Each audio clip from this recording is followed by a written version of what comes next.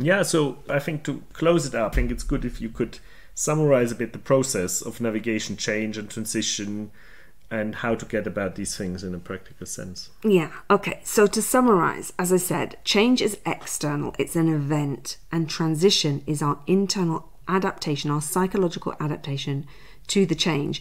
And the transition starts before the change and it ends after it. And in many ways, we're always in some sort of transition because, we're just adjusting to one thing when another change comes along.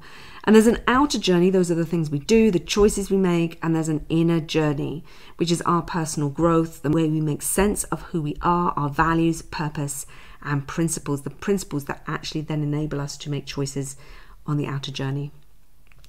These two journeys are like a dance. So sometimes the outer journey of change leads and we adapt with our inner journey, and sometimes our inner journey overtakes and leads us to drive change ourselves.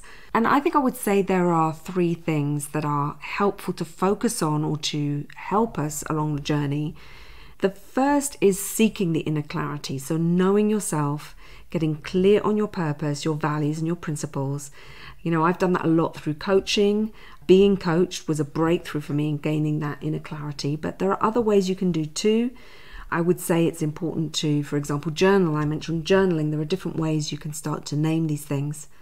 Seeking outer clarity is the second thing. So if one, we seek the inner clarity, two, we seek the outer clarity. And this is about facing the reality of our circumstances.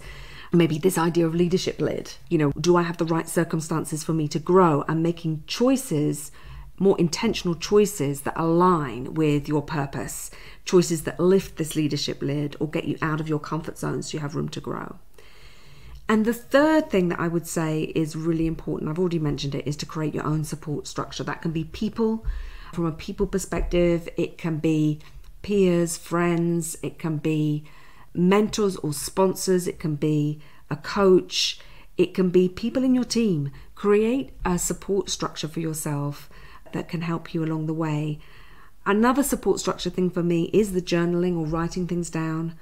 It's a good way of articulating in the outside world what's going on inside of us. And for me, and you mentioned this a bit too, in the way that I've grown, is really to set myself up for success, to have the structures and processes for reflection and growth. So it's how I organize my day, how I organize, rest compared to productivity times and hard work.